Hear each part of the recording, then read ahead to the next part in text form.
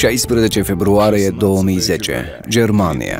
Companiei Detaelis îi se înmânează un certificat de calitate din partea Consiliului Europei. Noi suntem capabili de a produce aceste aparate cu o capacitate maximală de control asupra calității. Totul se face în conformitate cu standardele europene și din acest motiv am obținut certificatul de calitate de la Consiliul Europei pentru toată gama noastră de produse. Noi oferim garanție de calitate asupra întregului spectru de produse Detaelis. Producerea acestor aparate medicale se realizează în baza unui sistem de măsurare electronică dezvoltat de industria rusă, producătoare de echipamente medicale.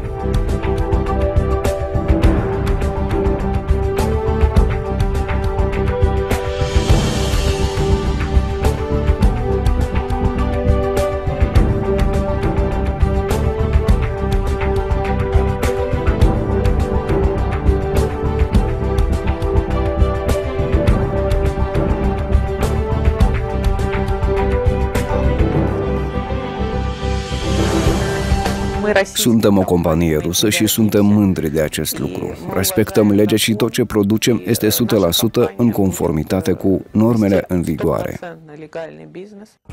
De la înființare, conducătorul companiei este Serghei Konopliov, creatorul acestor dispozitive. Tatiana Konopliova este director financiar, iar Roman Nikov, director pe segmentul dezvoltare internațională și instruire. Rezultatul celor 17 ani de activitate de cercetare științifică efectuată de cei mai buni specialiști din clinici medicale mari și de prestigiu din Moscova și din alte orașe este crearea a 6 generații de aparate medicale de top, multe din ele nu au asemănare în lume. În întreaga lume nu există utilaj similar cu al nostru. Deținem 5 patente în Rusia, un patent internațional recunoscut de 72 de țări și un patent american pentru utilaj și pentru metoda de aplicare. Pentru o parte din cetățenii ruși, europeni și americani, aparatele DetaRhythm și DetaAP au devenit medicul portabil.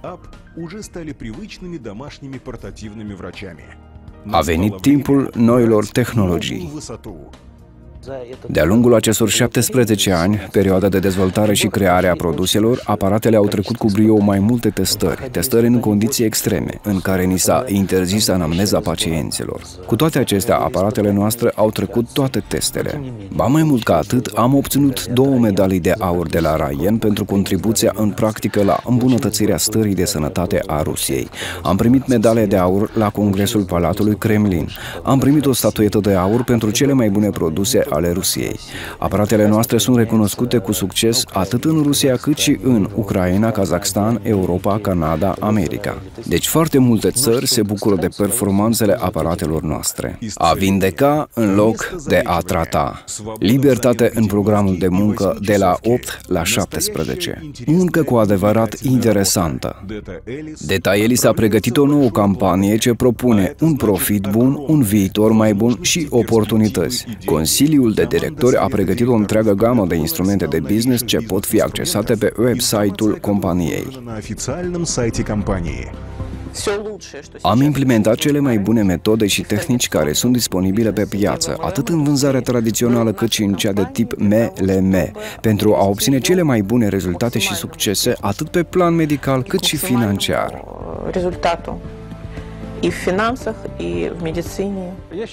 Eu sunt de părerea că popularitatea acestei metode, a acestui mod de gândire și a acestor aparate este direct proporțională cu saltul tehnologic al epocii noastre. De mult așteptam un dispozitiv medical care să aducă pacienții în stare de vindecare în mod sigur, eficient, durabil și rapid. Oamenii doreau acest lucru de mult timp și în sfârșit aceasta s-a înfăptuit. A apărut un remediu cu adevărat eficient. 17 ani de experiență ne-au oferit posibilitatea de a deschide centre de consiliere în toate țările lumii. Liniile telefonice directe și conferințele online sunt instrumente folosite în instruirea și popularizarea acestor aparate de vindecare pentru toate persoanele globului. Acum aceste aparate pot ajunge în orice parte a lumii în doar câteva zile. Aceasta este o șansă. Este o oportunitate pentru fiecare. Oportunitatea de a avea succes în vindecare. Fiecare dintre noi are posibilitatea să își îndeplinească cele mai mari vise și cele mai înalte scopuri. Dar cel mai important este că putem învăța multe lucruri din această aventură.